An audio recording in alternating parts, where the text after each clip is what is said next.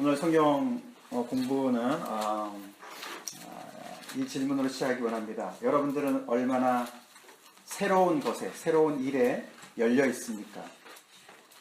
새로운 일을 기대하십니까? 아멘. 아멘. 우리가 이렇게 주중에 수요일에 와서 이렇게 예배 드릴 때 아무래도 여러 가지로 지치고 힘들고 현실에 이렇게 꽉 이렇게 이제 묶여 있다가 나오기 때문에 그럴 때마다 우리는 참 내 이런 고민과 안 풀리는 문제 속에 우리가 있기가 쉬운데, 우리 하나님 앞에 나올 때는 늘 하나님으로부터의 새로운 것을 기대하면서 우리가 예배를 드리고 말씀을 드려야 됩니다. 아멘. 네, 세상 사람들은 극단적인 세계관을 이렇게 두 가지를 가지고 있는 사람들 우리가 많이 보게 됩니다. 첫 번째, 교만한 사람들은 미래는 우리 인간의 손에 전적으로 달려있다, 이렇게 생각하는 사람이 많습니다. 하나님을 제껴두고 우리가 충분히 우리의 미래를 건설할 수 있다라고 생각하는 사람들이 있습니다. 그런 사람들은 소망은 있을지 모르지만 이제 결국은 절망에 이제 빠지게 되겠죠. 다른 그룹의 사람들은 굉장히 염세적인 사람들이 있습니다. 그래서 현실을 잘 파악하기 때문에 아무리 노력해봐도 인간이 미래는 없다, 새로운 거라는 건 없다, 해 아래 새 것이 뭐가 있냐, 이렇게 이제 불가능한, 변화는 불가능한, 새로운 것은 불가능하다라고 이야기하는 사람들이 있습니다. 그러나 우리 하나님 믿는 사람들은 하나님으로부터 언제나 어떤 상황 속에서나 정말 하나님은 천지개벽의 새로운 역사를 이루실 수 있다. 아멘. 아멘? 예, 그걸 믿어야 돼요. 그걸 믿어야 돼요. 예, 오늘부터 우리가 이제 창세기 12장 말씀을 시작합니다. 그 유명한 아브라함의 이야기죠. 믿음의 조상 아브라함의 이야기입니다. 그래서 우리가 25장까지가 아브라함 이야기가 쭉 나오는데, 그동안에도 여러분들이 여기저기서 많이 배우시고 설교 말씀 들으셨겠지만, 창세기 성경 공부를 우리가 자세히 하면서 아브라함의 믿음을 본받는 우리 모두가 되길 간절히 축원합니다. 아멘. 이 아브라함과 사라의 이야기는 온 인류를 향한 도전장이에요. 어떤 면에서 도전장인가 하면요, 이런 질문을 던지는 거예요. 아브라함과 사라의 이야기가 우리한테 하나님의 약속을 따라서 불가능하게 보이는 가능성을 믿으면서 살래? 아니면은 기존 질서를, 인간들이 가지고 있는, 하나님께서 허락해 주셨지만 하나님을 안 믿는 이 창조의 모든 이 피조 세계의 것들이 전부라고 믿고 그 안에서 나름대로 질서를 이뤄가면서 그것을 지키려고 애를 쓰면서 하나님의 새로운 역사를 늘 방해하고 저항하고 그것을 무시하면서 깔아뭉개면서 살래? 그 두 가지 질문을 우리는 기억을 하게 만듭니다. 그만큼 이 아브라함의 사라의 이야기는 정말 기존 질서를 뒤집어 엎는 그런 엄청난 이야기예요. 이 말씀이 우리의 신앙을 새롭게 하고 우리의 믿음을 새롭게 하고 하나님을 향한 또 믿음을 새롭게 하는 그런 은혜가 있기를 간절히 바랍니다.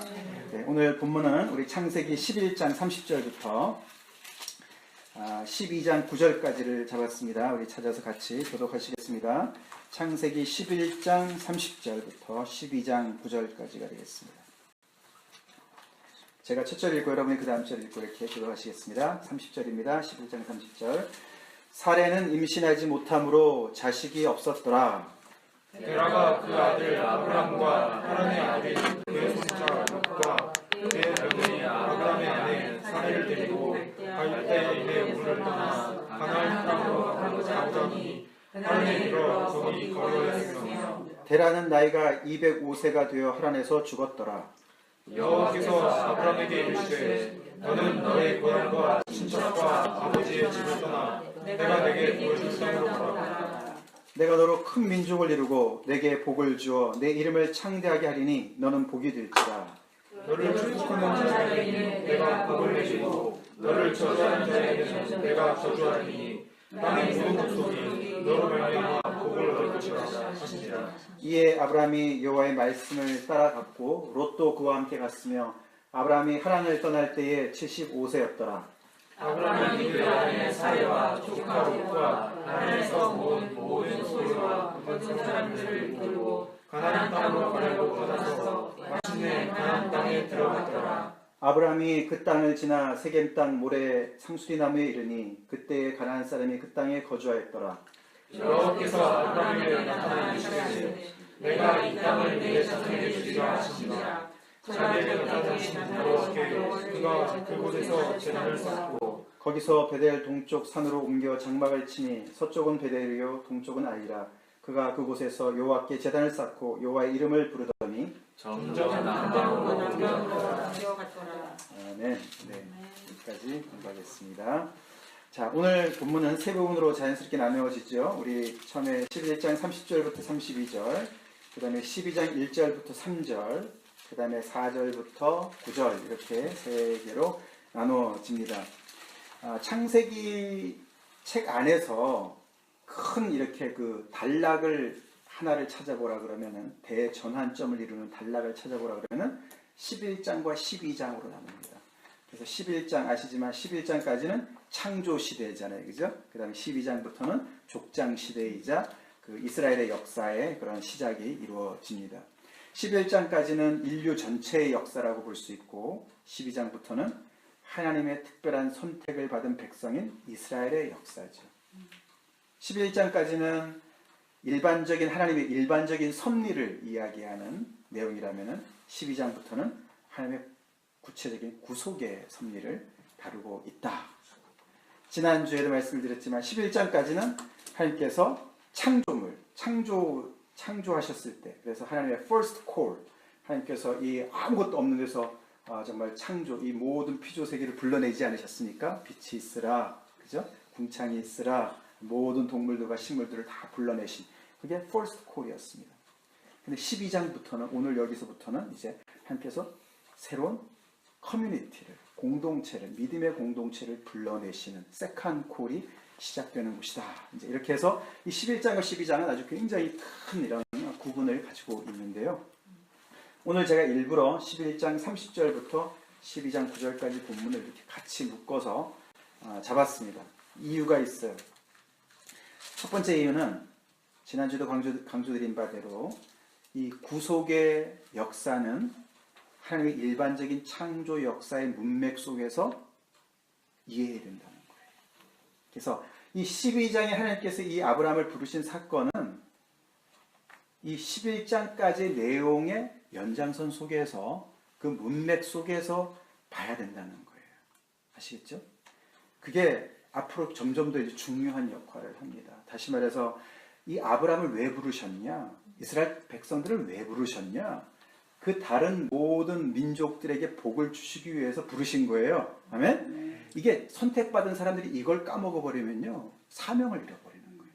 우리 예수 믿는 사람들 하나님께서 왜 우리를 부르셨냐? 우리를 통해서 다른 영혼들을 보시기 때문에 부르셨음을 우리가 또한 알아야 되는 거예요. 아멘? 자, 그래서 그런 의미에서 우리가 오늘 11장 30절부터 다시 찾은 것이고, 오늘 본문만 우리가 생각해 볼 때는 오늘 사실 세 부분으로 나눠지지만 12장 1절부터 3절이 제일 중요한 내용이죠. 당연히 하나님께서 아브라함에게 나타나셔서 그에게 말씀하시고 명령하시고 약속하시고, 그죠?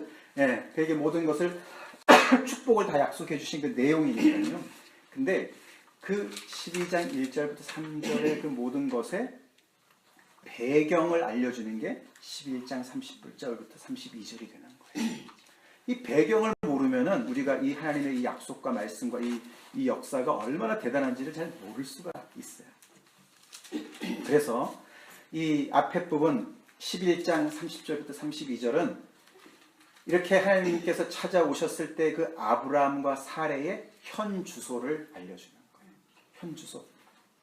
하나님께서 대단한 새로운 역사를 시작하시는데 하나님께서 선택하신 이 아브라함과 사라의 이 부부가 어떤 상태였는가를 알려주는 게 앞에 11장 이야기입니다.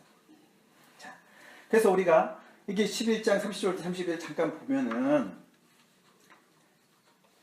이스라엘은 무에서 유가 된 것은 아닙니다. 그죠? 창조물처럼 아무것도 없는 데서 엑스 니힐로라 그러는데 그게 아무것도 없는 데서 그냥 끄집어낸 게 아니에요. 그죠? 그들은 일반적인 역사 속에 있었던 사람들이에요. 그죠? 우리가 지난번에 봤지만 노아의 세 아들의 자손 중에 셈의 후손들이었어요. 그죠?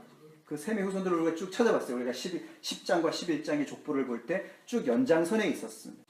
근데 그 연장선의 결과가 그 끝이 뭐였냐면은 11장의 바벨탑이었고, 전체적으로 봤을 때 그 다음에는 이 그냥 가정으로 봤을 때는 오늘 여기 11장 30절에 어떤 결과를 가지고 있습니까?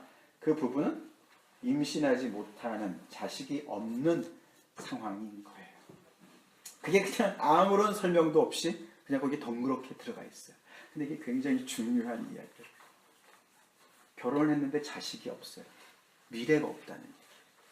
미래가 없어요. 이들은 갈 곳도 별로 없고 갈 데도 없고 미래도 없어요. 뭔가 바라볼 만한 미래도 없어요. 근데 그 미래를 스스로 개척할 수도 없고 발굴해낼 능력도 없어요. 근데 그게 이 아브라함과 사라의 부부만의 문제가 아니고 그것이 바로 이 모든 인류, 하나님을 떠나서 스스로 하나님 되려고 애를 쓰고 스스로 바벨탑을 쌓고 스스로 문명을 개발하고 하나님과 독립되어서 우리끼리 잘 살아보자 그랬던 그 인간의 어떤 그런 영적인 모습을 단적으로 보여주는 거예요. 그게 불임이다. barrenness. 불임이다. 불임 상태다. 그래서 그 인류의 역사의 결과는 그냥 결국은 nothing이네. nothing. 아무것도 없다. 자, 세상의 상태가 절망적인 것이 미래가 없어요. 자, 그게 바로 현실이었다는 거예요. 그게 주어진 현실이었다는 거예요. 그게 바로 하나님께서 일하시는 터전이었어요. 아멘? 불임의 상태가 하나님이 일하시는 터전이에요. 우리 같으면 절대로 거기서 출발 안 하죠. 그게 무슨 소망이 있어요, 그게, 그죠? 좀 소망이 있는, 좀 뭔가 이렇게 미래가 보이는데 우리가 투자를 하더라도 하고 뭔가 거기서 일을 하죠. 하나님은 아무런 소망이 없는 이 부부를 선택했어요. 자, 그래서 하나님께서 일하실 때 항상 보면은 그 하나님께서 일하시는 대상의 잠재력을 보는 것이 아니에요. 하나님이 우리의 잠재력을 우리를 부르신 거 아닙니다. 아멘? 네. 얘가 좀 똘똘하니까 좀 한번 불러볼까? 아니라는 거예요. 이 아브라함과 사라의 잠재력은 빵이었어요. 예, 불임이었어요. 자, 근데 이렇게 땅 한 치도 없고 나그네로 살고 있고 그리고 자식도 없는 사람들한테 땅을 약속하시고 후손을 약속하시는 그런 하나님이세요. 할렐루야. 예, 사막에 강을 내시고 광야에 길을 내시는 분이세요. 우리 믿는 하나님이 그런 분이세요? 아멘.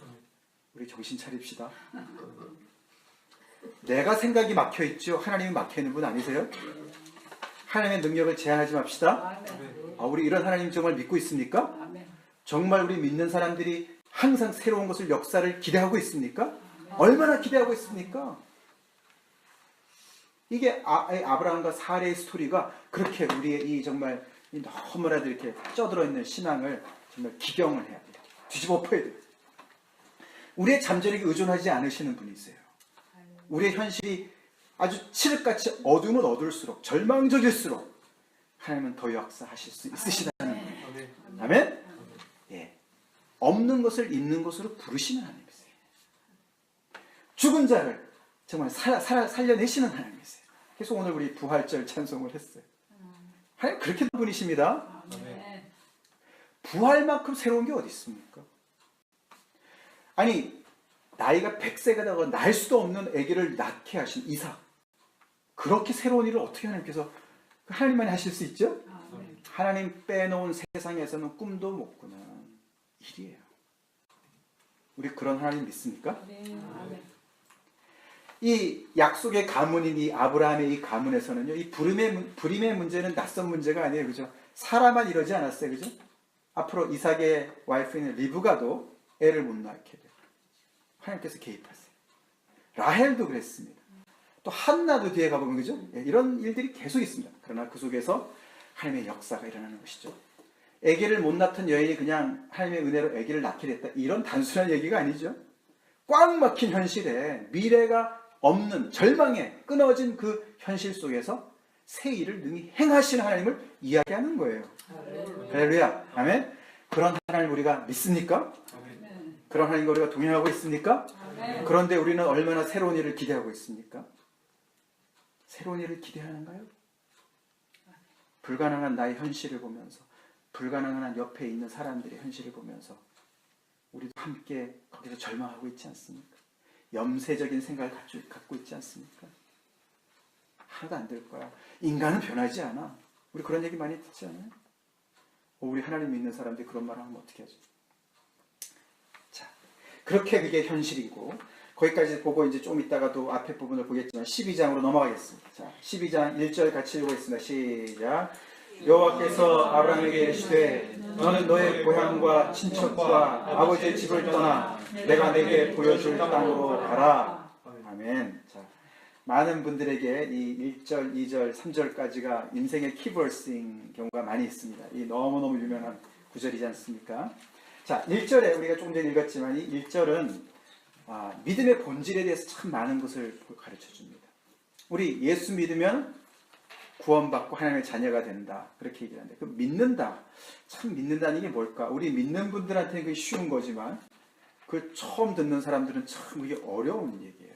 믿는다는 게, 그렇죠? 그래서 우리가 이렇게 아브라함을 통해서 믿음이 뭔가를 배울 수가 있어요. 이걸 가만히 보면은 이 아브라함은 굉장히 그 평범한 사람이었습니다. 그죠? 그 사람에 대해서 뭔가 다른 설명이 하나도 없고요.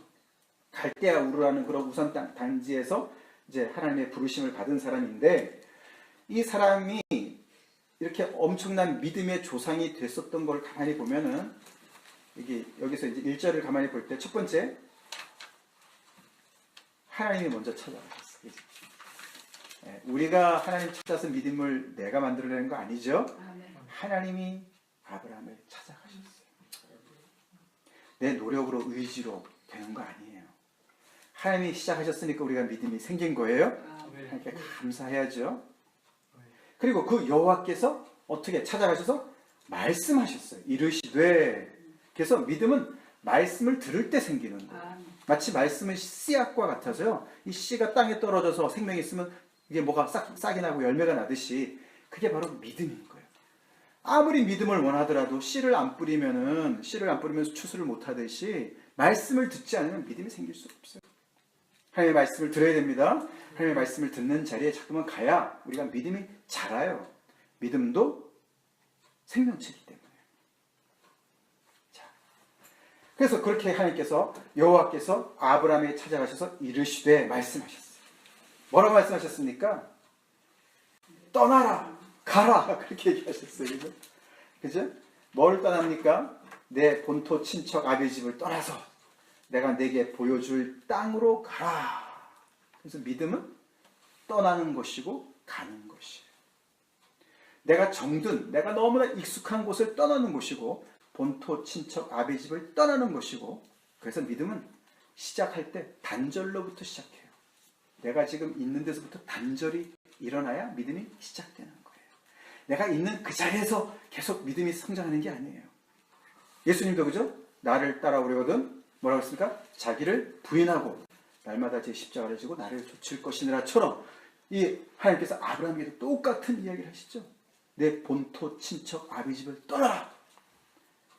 그 옛날에는요, 씨족 사이였기 때문에 본토 친척 아비 집을 떠나면 죽음과도 같은 거예요.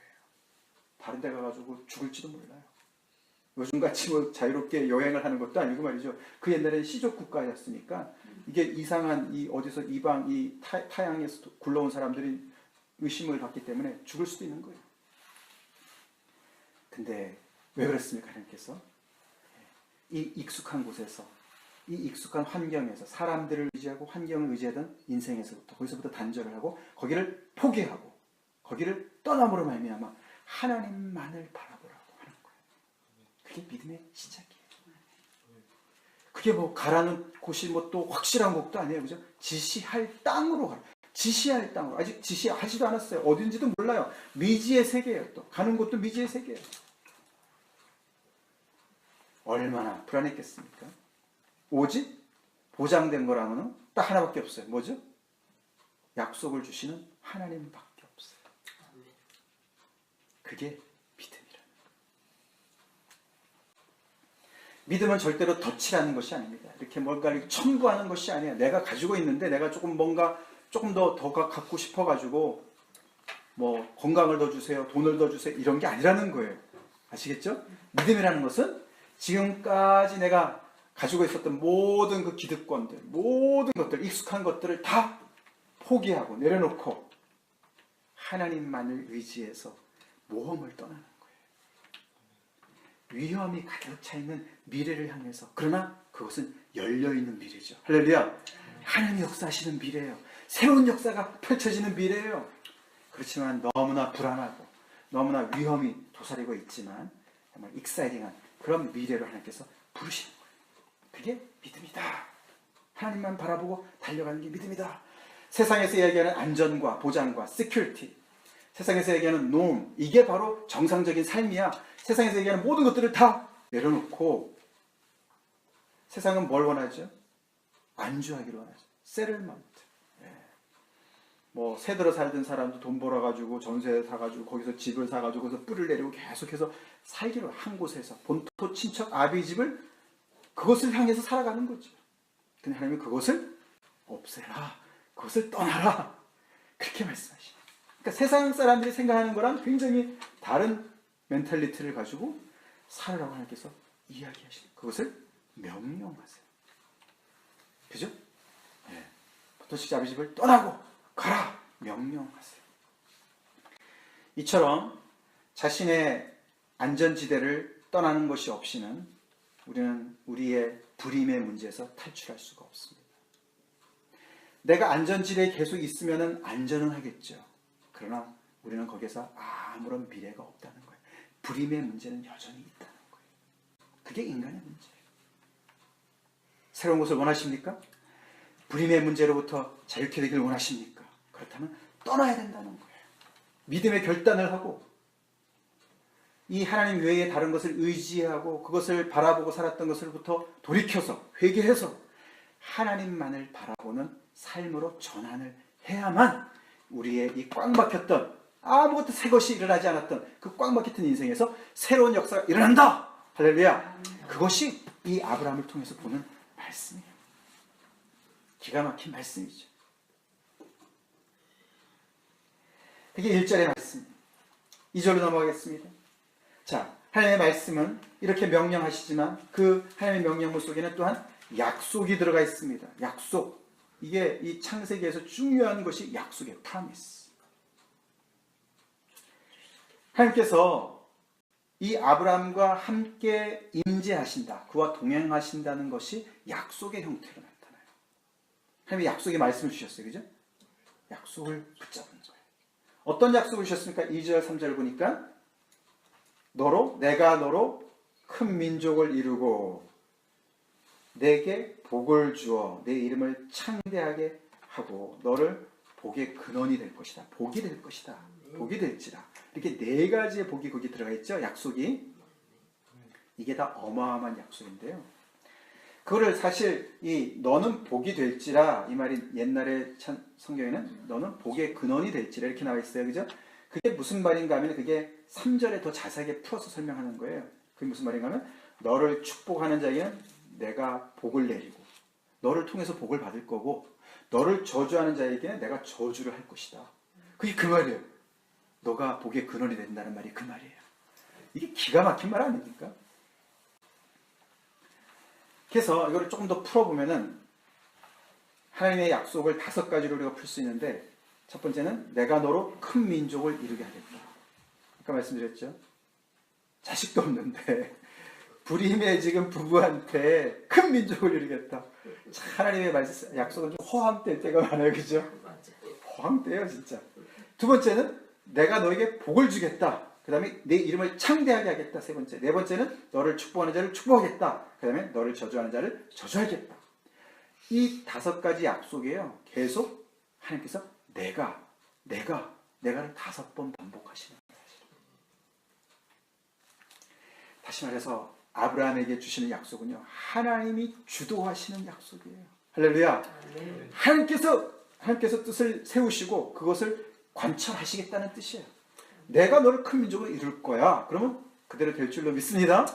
자식이 없어도 땅이 없어도 된다는 거예요. 자, 그래서 이게 이제 아브라함의 스토리가 25장까지 쭉 진행이 되는데 계속 우리가 이제 이걸 스토리를 읽으면서 과연 하나님께서 이렇게 던져놓은 이 약속을 이루실까? 능히 이루실까? 이제 이 긴장이 계속 가는 거예요. 그리고 우리뿐만 아니라 아브라함은 그 약속을 계속 믿고 그 약속에 따라서 살까? 어떻게 합니까? 아브라함이 주로 그렇게 사는데 실수를 몇 번 합니다. 그죠? 실수를 몇 번 해요. 근데 결국에는 다른 모든 하나님을 대적하고 반항하고 불순종하는 모든 사람들과 굉장히 구별된 아브라함의 모습을 보게 돼요. 이 얼토당토하는 이 약속을 믿고서 가요. 떠났습니다. 본토 직자 아비 집을 4절에 보면 떠나요. 여행을 떠나요. 그래서 그는 하나님의 약속대로 큰 민족의 조상이 되었죠. 그 이름이 창대케 되었죠. 결국은 사실은 아브라함의 이름도 창대케 되었지만 그의 후손인 예수 그리스도의 이름이 모든 이름보다 뛰어난 이름이 되었죠. 그게 그 말이죠. 그 말씀대로 되었지 않습니까? 그래서 우리도 믿음의 여행을 떠나야 됩니다. 아멘? 하나님께서 믿음으로 우리를 부르실 때 거기에 아멘으로 화답을 해야 돼요. 그래서 이 이야기가 스토리가 진행될 때 중요한 질문이 창세기 18장 14절에 나오는데요. 이 질문을 여러분들이 한번 같이 읽어보겠습니다. 앞에 보면 창세기 18장 14절 거기 한 질문이 나오죠. 앞에 번 읽겠습니다. 시작. 여호와께 능하지 못한 일이 있겠느냐? 네, 거기까지. 네, 여호와께 능하지 못한 일이 있겠느냐? 이게 이제 18장이 이제 자식을 낳기 전에 하나님께서 이삭을 주기 직전의 이야기인데요. 계속해서 이제 사라가 웃죠, 그죠? 아유 참 말도 안 되는 소리 하시네 진짜. 이게 하나님의 일하시는 터전이라니까요. 우리는 그냥 보고 웃을 수밖에 없는 그런 일이 어떻게 일어나요? 사라의 웃음. 근데 그게 일어납니다. 할렐루야. 일어납니다. 그 웃음이 나중에 부활의 웃음으로 바뀌어요.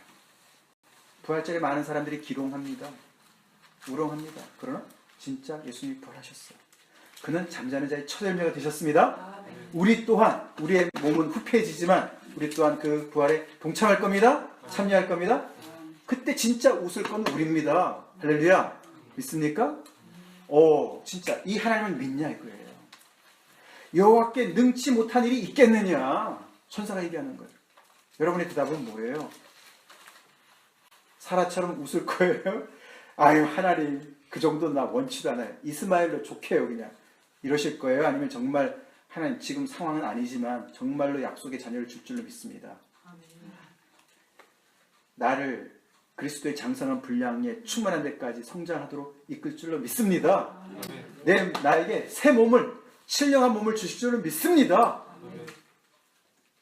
하나님의 새 역사를 우리가 정말 그렇게 믿냐고요. 여호와께 능하지 못한 일이 있겠느냐. 이 질문을 계속 던지는 거예요. 하나님 근데 다 이루시죠. 그걸 우리는 봐야 되죠. 이렇게 능하시고 크신 하나님을 우리가 믿는 사람들입니다. 계속 강조하죠. 믿는 사람들. 그래서 이스라엘의 미래는요. 스스로 노력해서 성취한 업적이 절대로 아니에요. 스스로 노력해서 이삭을 얻은 것도 아니고요. 스스로 노력해서 큰 민족을 이룬 것도 아니에요. 하나님의 선물이었습니다. 그게 믿는 사람들의 인생이에요. 할렐루야. 하나님께서 하나님의 약속을 주시고 그 약속을 믿는 믿음으로 따라 살아가는 사람들에게 하나님께서 주시는 선물들이 그들의 인생을 이루는 것이에요. 그래서 12장 2절은요. 11장 30절과 엄청나게 대조가 되지 않습니까? 내가 너로 큰 민족을 이루고 내게 복을 주어 내 이름을 창대하게 하리니 너는 복이 될지라. 11장 30절이 뭐였습니까? 사례는 임신하지 못함으로 자식이 없었더라. 얼마나 대조가 됩니까? 예수 만난 사람의 인생이 이렇게 바뀌는 거죠? 낮과 밤의 차이지 않습니까? 하나님께서 개입하신 인생이 이렇게 달라지는 거 아닙니까? 하나님이 개입하시는 그 가정이, 사회가, 나라가, 인류가 이렇게 바뀌는 줄로 믿습니다. 하나님을 몰아내면 몰아낼수록 임신하지 못하고 자식이 없는 미래가 꽉 막힌 그런 베런니스의 문제에서 결국은 망할 수밖에 없어요. 그러나 하나님이 개입하실 때 그 주님을 따라가면 이렇게 놀라운 그 똑같은 부부가 이렇게 놀라운 미래가 앞에 있는 거예요. 하나님이 책임지시는 미래가 앞에 있는 거예요. 큰 민족을 이루고 꿈이나 꿔봤겠습니까? 이거를 아브라함이요? 우리가 아무리 꿈을 꿔도요, 여러분들이 출세하는 꿈, 예를 들어서 우리 어렸을 때 뭐 나는 대통령이 될 거야, 뭐 꿈이 다 있잖아요, 그죠? 그 꿈이라는 게 고작 보고 배우는 거잖아요, 그죠? 근데 지금 아브라함에게 하나님께서 약속하시는 꿈은요, 이 스케일이 너무 커가지고 상상이 안 되는 꿈인 거예요. 그런 미래를 하나님께서 보장해 주시는 거예요. 예수를 믿으면 하나님의 자녀가 된다. 이런 거 상상이 잘 안 되잖아요, 그죠? 상상을 할 수 있어요? 믿는 자에게 천국을 주시는 하나님이세요. 하나님 우리 아버지 되세요. 이런 약속이 이게 잘 안 믿겨지죠, 그죠? 이게 상상이 안 되는 거예요. 우리가 이 현실 속에서 우리가 뭔가 뭐 예를 들어서 뭐 1억을 준다, 10억을 준다 이러면 우리가 그 돈의 효력을 좀 아니까 상상이나 되지. 이게 바로 2절의 축복이 그런 축복인 거예요. 하나님의 축복이 이렇게 놀랍습니다. 어마어마한 축복인 거예요. 한마디로. 상상도 채도 못하는 그런 미래를 하나님께서 보장하시는. 그 하나님을 만난 이 아브라함이 얼마나 복됩니까? 그게 바로 우리죠. 이게 사실은 모든 인간이 목말라 하는 복들 아닙니까? 네? 큰 민족을 이루고 이름이 창대케 되고 복의 근원이 되고 어마어마한 복이죠. 그 안에 잘 먹고 잘 사는 얘기도 들어가 있고요. 안전한 것도 들어가 있고 하나님께서 다 지켜주잖아요. 너에게 잘하는 사람 내가 잘해줄 거고 너한테 못되게 하는 사람 내가 벌을 줄 거고 그런 얘기 다 있잖아요. 그죠? 이 security도 다 있어요. prosperity도 다 있어요. 뭐 prosperity, 가스펠은 문제가 있지만 번영의 복음, 축복받는다, 복받는다 얘기하는 문제가 있지만 하나님의 약속 안에는 복도 다 들어가 있습니다. 아멘? 하나님의 것인데요. 그 다음에 이 탁월한, 우수함, 뛰어남 이것도 들어가 있어요. 이름이 창대케 될 거야. 이게 다 이 안에 들어가 있다니까요. 인간이 원하는 복이 다 들어가 있어요. 그게 바로 바벨탑을 쌓으면서 아주 길을 쓰고 쌓으면서 하나님을 대적하고 말이에요. 스스로 높여주고 했던 그 사람들이 갖고 싶었던 복들 아니에요? 근데 그들은 실패했어요. 신기하지 않습니까? 우리가 죽으라고 애를 쓰고 말이죠. 밤잠 못 자고 밥도 못 먹고 죽으라고 애쓰는 게 이런 거예요. 잘 살아보려고. 조금 더 시큐리티한 그런 좀 더 정말 이렇게 울타리도 있고 말이죠. 뭐 이렇게 대문도 막 이렇게 비밀번호 눌러가지고 들어가는 그런 집에도 좀 살고 싶고 그래가지고 죽으라고 하나님을 반대하고 하나님을 거부하고 내 스스로 열심히 좀 잘 살아보려고 유명해지려고 그래서 생기는 게 아니라는 거예요. 하나님께서 선물로 주시는 거예요. 하나님이 개입하실 때 우리 인생의 진정한 새 출발이 되는 거예요. 진정한 제네시스, 창세기가 시작되는 거예요. 창세기가 in the beginning, 시작이라는 뜻이에요. 하나님이 안 계시면 우리 안에 창세기가 열리지 않아요. 우리 안에는 창세기라는 인생이 시작되지 않아요. 하나님 우리 안에 개입하실 때 우리 안에 놀라운 미래가 펼쳐집니다. 새로운 시작이 펼쳐지는 것이죠. 근데 이제 문제는 이게 약속이라는 거예요. 딱 주시질 않고 약속이 이게 언제 될지 모르는 약속인 거예요. 아시겠죠? 그래서 그 약속을 가지시고 하나님이 미리 말씀하시고 그 말씀을 따라서 오늘을 내가 살도록 믿음을 키워가시는 방식으로 하나님은 아브라함을 성장시켜요. 살다가 보면은 약속과 너무나 이렇게 대치되는 환경이 너무너무 많이 떨어지죠. 자식 정말 없는 상황이 계속해서 25년간 괴롭힘을 당하지 않습니까? 그럴 때마다 약속을 의심하죠. 이거 정말 헛것 들은 거 아니야? 바보짓 한 거 아니야? 왜 내가 본토 친척 아버지 집을 떠나가지고 이 생고생을 하고 있어 내가 지금. 늘 이런 생각들이 들죠. 그럴 때 계속해서 내가 이 약속을 따라서 계속 살 거냐 계속 갈 거냐 그런 갈등이 있겠죠. 근데 감사하게도 아브라함은 점점 더 그 믿음이 성장하는 걸 우리가 보게 됩니다. 그래서 그 끝에 가서는요 그 땅의 약속과 또 큰 민족의 약속과 후손의 약속과 이 모든 약속을 다 하나로 묶는 게 이삭이었습니다. 근데 그 이삭을 바치라고 그러면 와! 근데 거기도 믿음을 통과하는 그런 아브라함으로 성장하는 걸 보게 돼요. 우리 모두가 그런 믿음의 정말 용장이 되길 간절히 축원합니다. 자, 그래서 하나님께서는 그들한테 그에게 약속을 이렇게 주셨는데 이 약속의 특징은 아까도 말씀드린 하나님이 일방적이세요. 내가 하겠다는 걸 하나님이 일방적으로 하시는 거죠. 그를 택하신 것도 그에게 명령을 하시는 것도 그에게 약속을 주시는 것도 다 일방적이세요. 하나님 그렇게 정말 절대 주권자십니다. 하나님이 위하시면 누가 우리를 대적하려? 할렐루야. 불가항력적인 은혜인 거예요. 하나님께서 복 주시기로 결정한 사람은 복 주시는 거예요.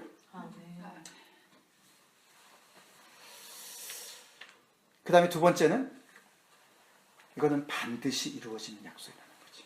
왜냐하면 하나님이 우리는 잊어버려도 하나님은 약속을 잊어버리지 않으시기 때문에 이루시는 것이죠. 거기 3절, 4절에서 4절, 특별히 3절에서요. 너를 축복하는 자에게는 내가 복을 내리고 너를 저주하는 자에게는 내가 저주하리다 하겠다. 와, 진짜 좀 무섭지 않아요? 그죠? 여러분 정말 여러분이 만나는 사람마다 나 때문에 당신 복 받을 거예요. 이런 자신감이 있으세요? 뭐 다른 거 아니고 내가 잘나서가 아니라 나를 통해서 예수님이 전달될 거니까 복 받을 거야. 이런 자신감이 있으세요? 네. 그 얘기를 하는 거예요. 우리를 통해서 복을 받을 거라는 거예요. 여러분을 통해서 여러분의 가정이 복을 받을 줄로 믿습니다. 왜요? 여러분을 통해서 예수님이 흘러가야 되니까. 복의 근원은 하나님이시죠. 복의 근원이 예수님이시죠. 그 예수님 우리가 모시고 살아가니까 우리가 가는 곳마다 우리 때문에 그 사람들이, 주변의 사람들이, 그 지역이 복 받아야 마땅합니다. 아멘? 복 받아야 마땅하는 거예요. 그 다음에 그 약속이 3절 끝부분에 보시면은 분부로, 커미셔닝으로 끝나요. 하나님의 명령 내지는 분부로 끝납니다. 뭐라고 끝납니까? 땅의 모든 족속이 너로 말미암아 복을 얻을 것이라. 이게 중요한 이야기죠. 이스라엘이 받은 복은 결국은 이제 아브라함이 이스라엘 조상이니까 이스라엘이 받은 복은 다른 민족들이 받을 복의 잠재성을 보여준다는 거예요. 연결이 되어 있다는 거예요. 믿습니까? 믿는 사람들에게만 축복을 주시는 분이 아니시라는 거예요. 그를 통해서 모든 땅의 모든 민족이 복을 받기를 원하시는 거예요. 그게 11장과 12장의 그 연결을 제가 계속 강조하는 게 바로 그거지요. 하나님은 한 번도 이스라엘이 혼자만 덩그렇게 진공 상태에서 베큐um 속에서 혼자 살도록 허락하지 않으세요. 우리 믿는 사람도 마찬가지예요. 교회도 마찬가지예요. 항상 이 어두운 세상 속에 심어 놓으시죠. 아멘? 그래서 그 교회를 통해서 우리 믿는 사람을 통해서 주변의 모든 민족들이 땅의 모든 백성들이 복받기를 원하신다. 그리고 우리는 꼭 기억을 해야 된다는 거예요. 항상 이스라엘은 하나님의 자녀들은 하나님의 백성들은 다른 이들과 함께 그들을 위해서 그들 가운데 살아야만 하는 거예요. 그래서 이 약속이 분부로 끝납니다. 사명으로 끝나는 거예요.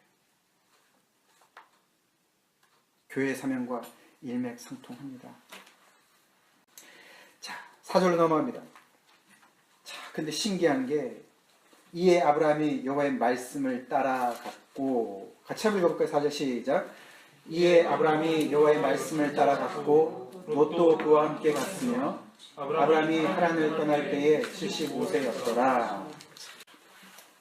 참 엄청난 일이 벌어진 겁니다. 이 약속을 믿고 순종했다는 거예요. 아브라함이. 그래서 아브라함은 모든 믿음의 조상이 되는 겁니다. 모든 그리스도 제자의 프로토타입이 되는 거예요. 전형이 됩니다. 아브라함을 보면은 이게 믿음이구나. 그래서 로마서 4장에도 설명을 하지 않습니까?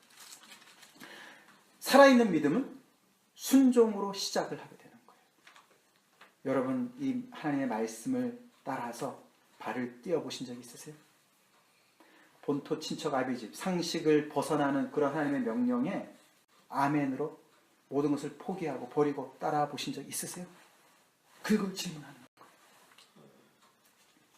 눈에 보이는 거 하나도 없었어요. 약속만 있었어요. 그죠? 증거는 하나도 없어요.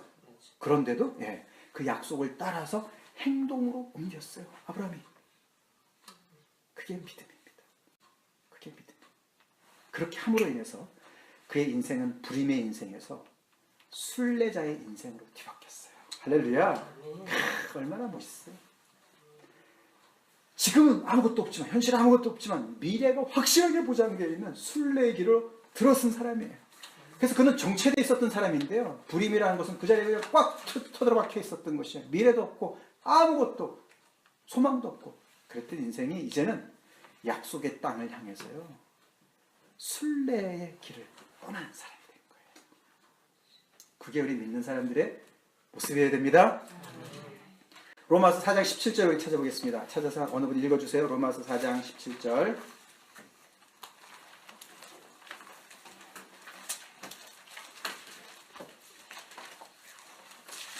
로마서 4장 17절. 기록된 바 내가 너를 많은 민족의 조상으로 세웠다 하신 것 같으니 그가 믿은 바 하나님은 죽은 자를 살리시며 없는 것을 있는 곳으로 부르시는 이시니라. 아멘. 아까 말씀드렸지만 이 많은 민족의 조상이 되신 된 이 아브람, 그가 믿는 하나님은 어떤 하나님이었습니까?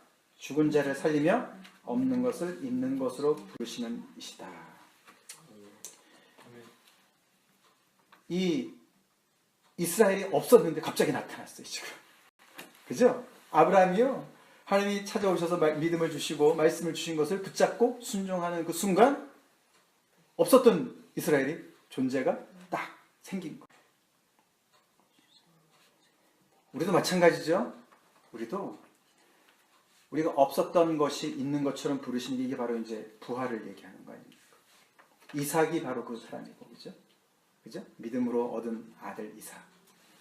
그게 바로 이 아브라함도 마찬가지예요. 그가 언제적 아브라함이에요, 그죠? 우상단지 쏜 아브라함이에요. 근데 그가 이렇게 하나님 앞에서 갑자기 이스라엘의 존재로 나타난 것이 하나님의 놀라운 기적적인 역사인 거예요. 그래서 그가 새로운 하나님 앞에서 이제 하나님의 약속을 품고서 하나님의 목적을 수행할 한 민족의 태동을 알리는 거예요. 그래서 갑자기 하나님 앞에서 이스라엘의 이 존재가 딱 나타나게 됐어요. 그게 하나님께서 마치 처음에 아무것도 없었던 데서 빛이 있으라 해가지고 창조 세계를 쫙 불러내신 것처럼 지금 이것을 통해서 순종을 통해서 어떻게 아브라함의 한 민족이 쫙 하나님 앞에 나타나는 거예요. 믿음의 하나님의 말씀을 약속을 따라서 살아가는 세상의 모든 사람들과 다른 생활 양식을 가지고 살아가는 한 민족의 시작이 딱 나타나는 거예요. 그것이 어떻게 아브라함의 구체적인 순종을 통해서 시작이 됐다.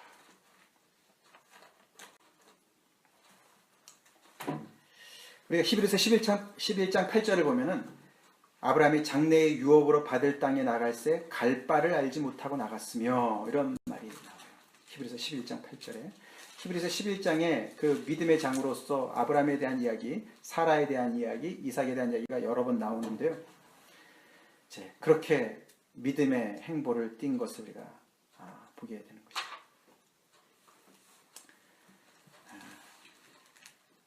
우리 그럴 때 있지 않습니까? 하나님 약속만 가지고는 부족해요. 하나님 뭔가 좀 증거를 보여주세요. 뭔가를 더 보여주세요. 뭐 이제 이럴 때가 많이 있지 않습니까? 우리 신앙생활은 저축해놓고 하는 게 아닌 것 같아요. 미지의 세계이기 때문에 갈 바를 알지 못하고 떠나야 되기 때문에 하루하루 충실해야 돼요. 그게 믿음의 길이에요. 여러분 안주하기를 너무 원하는 상황에서 우리가 믿음 생활 잘 못해요. 점점 더 굳어지고요. 내 거, 내 영역 챙기느라고요. 믿음의 행보를 못 떠나요. 그래서 우리는 주님 앞에 갈 때까지 순례의 길을 늘 떠나야 됩니다. 순례의 길 가운데 있어야 됩니다. 휴게소는 잠깐 쉬는데요. 그죠? 거기서 살림 차리면 곤란해요. 쉴 때가 있죠. 그러나 우리는 계속 하나님의 약속을 따라서 움직여야 되는 것이죠. 그런 하나님의 약속의 명령에 군말 없이 따라가는 아브라함을 보면은 아브라함은 좀 생각이 없는 사람인가? 어떻게 뭐 고민했다는 얘기도 하나도 없고 뭐 고민했겠죠. 그렇지만 간에 그렇지만 그는 정말 하나님의 약속, 믿음, 말씀을 따라서 자기의 이성이 그 믿음에 순종하도록 간 사람인 것을 우리가 보게 되죠. 오늘날에 나는 경우에 정말 하나님 제대로 못 믿고 신앙생활 못하는 이유가 똑똑한 머리 믿고서 잠깐만 하나님 앞에 따지고 그죠? 우리가 그러다 보면은 하나님의 믿음의 행보를 못 걸 때가 참 많이 있어요. 믿음은 한 인격체 되신 하나님을 바라보고 약속을 의지하고 행동하는 게 믿음이에요. 아멘? 네, 우리의 안진뱅이 같은 신앙이 정말 없기를 바라고 하나님 앞에서 이렇게 발걸음을 내딛는 저희가 되길 간절히 바랍니다. 그리고 여기 보시면은 이게 이제 참 이게 여러 가지가 할 게 참 얘기할 게 너무 많은데 믿음 생활을 여행에다가 맞춘다는 거예요. 여행이라는 것, 순례에다가 이야기를 하는 거예요. 아브라함이 지금 길을 떠나는 거예요, 그죠? 그래서 물론 이제 가나안 땅으로 가긴 하지만은 그 가나안 땅에 가봐도 거의 가나안 땅이 아닌 거예요. 또 누가 있어요? 갔더니 벌써 살고 있는 사람들이 있었어요. 그래서 계속해서 그는 이 하나님의 약속의 땅을 향해서 계속 움직이는 여행을 하는 그런 것으로 이렇게 표현이 되어 있습니다. 그게 참 우리 믿음 생활을 잘 보여주는 그림이에요. 우리가 신약에도 보면은 이 예수 믿는 사람들, 그 예수님 이 복음을 도라고 얘기하는 거 아시죠? 더 웨이라고 표현합니다. 더 웨이. 그 길이다. 길도자 도를 쓰죠. 이게 사도행전 9장 2절에 나오고 히브리서 11장에도 보면은 그 신앙은 여행이라는 것, 신앙은 순례의 길이다라는 것을 이제 얘기를 하는데 사실 그것은 하나님의 자유로우신 성품을 사실 대변하는 거나 마찬가지. 하나님은 너무나 무한하신 분이시기 때문에 하나님께서는 안주하지 않으시죠. 예. 피곤해 죽겠다. 나 그냥 예루살렘 성전에다 좀 그냥 여기서 안주할래. 그렇게 안 하세요, 그죠? 네, 안 하세요. 그렇게 안 하십니다. 예. 하나님께서 우리 믿는 사람들을 계속해서 하나님의 정말 하나님 앞으로 우리를 계속 이끌어 가시기 때문에 우리가 계속 어떻게 여행하는 그런 모습으로. 여기 우리 건물에 우리 여기 레바논 선교사 나지라는 분이 있으시잖아요. 저분이야말로 진짜 노매드 같이 살아가시는 분 같아요. 자기 집이 없어요. 뭐 레바논에는 있대요. 근데 여기는 이제 그래서 교회에서 주로 자고요. 여기저기서 이렇게 자기 좋아하는 사람들, 아는 사람들이 와서 여기 와서 지내라 이러면 거기서 좀 가 있고 그렇게 살아요. 늘 이렇게 정말 필그리미지를 하는. 그래서 진짜로 자유로워요. 싱글이라서 더 자유롭지만은 그런 걸 참 보면은 우리 믿음이라는 것이 정말 이렇게 고여 있으면 안 되는 거예요. 우리 믿음이 혹시 고여 있지 않습니까? 고여 있다는 얘기는 하나님을 의지하지 않는다는 얘기예요. 불안하니까 자꾸만 안주하려고 바벨탑을 쌓듯이 쌓는 거죠. 고여 있으면 안 돼요. 신앙은 고여 있으면 안 됩니다.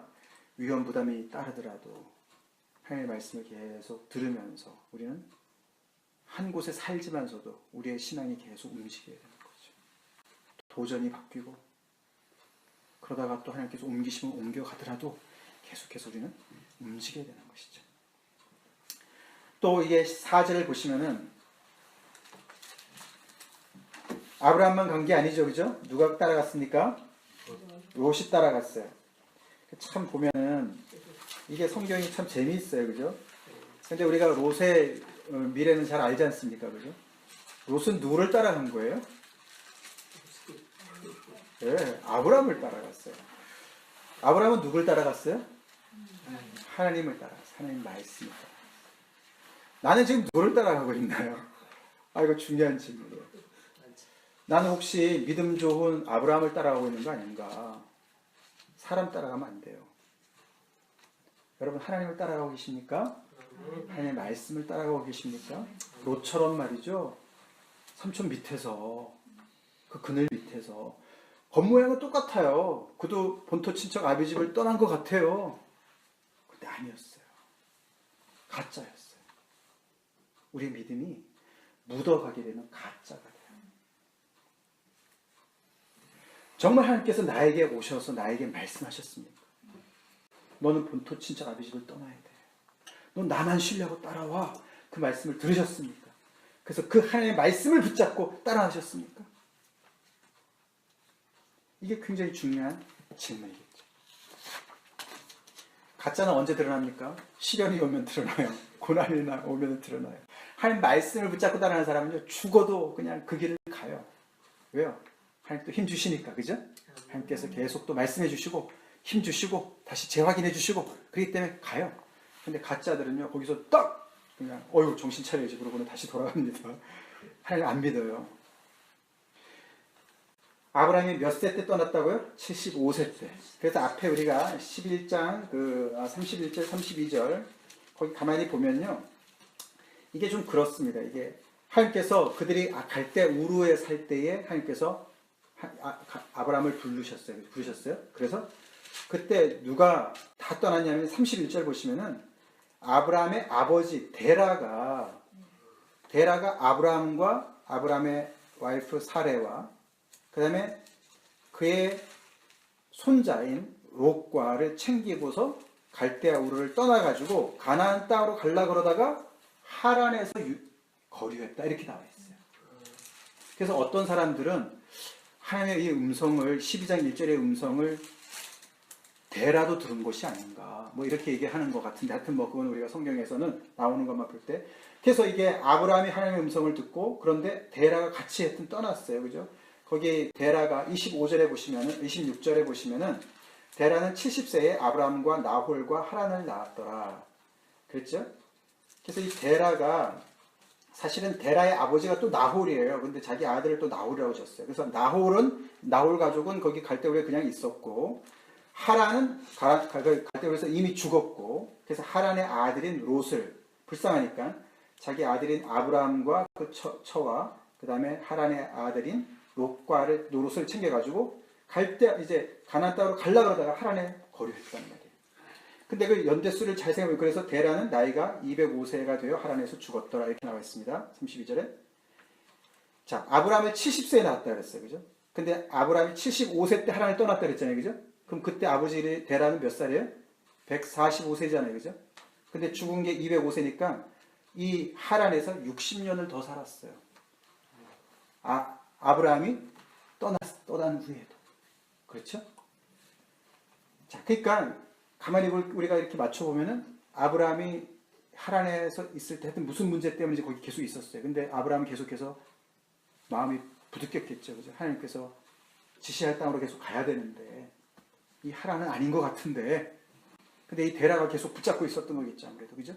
그러다가 아마 더 이상 안 되겠다 해가지고 떠나는 것 같고 데라는 거기서 계속 하란에서 머물고 있었다라고 볼 수가 있습니다. 자, 결국 그래서 아브라함 쪽에서 봤을 때는 하란은 그냥 잠시 거류한 곳이었습니다. 얼마나 있었는지 모르지만 잘못하다가는 하나님이 약속한 땅으로 가지 못할 뻔했어요. 그죠? 도중하차할 뻔했어요. 자, 근데 결국에는 그가 이제 다시 믿음의 행보를 75세 때 합니다. 와, 우리 여기 조동아 집사님 연세가 75세? 안 되셨지 아직? 75세? 와, 딱 75세세요? 그렇구나. 우리 조동아 집사님 연세에 새 출발을 한 거야, 아브라함이. 신앙에는 나이가 없습니다. 아멘. 나이가 없어요. 신앙 안에서 우리가 나이 때문에 이런 게 없다는 거죠. 참 기가 막히죠. 물론 그때는 좀 오래 살긴 했지만. 자, 그래가지고 그가 하여튼 가나안 땅으로 이제 간 거죠. 그래서 가나안 땅에 들어갔어요. 5절에 보니까 마침내 가나안 땅에 들어갔더니 그 땅이 비어 있지 않았습니다. 그죠? 그 땅에 가나안 사람이 거주하고 있었다. 이게 또 다른 문제가 되는 거예요. 아니 하나님이 뭐 땅을 주시려면은 뭐 좀 빈 땅을 주시지. 여기가 하나님의 약속의 땅인가 뭐 하여튼 간에 잘 모르겠는데 지시할 땅인가 갔더니 그냥 사람들이 살고 있습니다. 그죠? 이게 이제 또 다른 중요한 신앙의 중요한 이야기죠. 네. 하나님의 약속은 텅 빈 공간 속에서 이루어지지 않는 거예요. 늘 그 약속을 의심케 만들고 그 약속을 떠나게 만드는 세력들 속에서 키워져요. 신기하죠? 네. 그게 그 땅을 이미 죽치고 살아가는 사람들이 있는 거예요. 네. 근데 참 신기한 거는 여기서 보면 아브라함의 생전에 이 가나안 사람들하고 충돌이 일어났다는 기록도 없고요.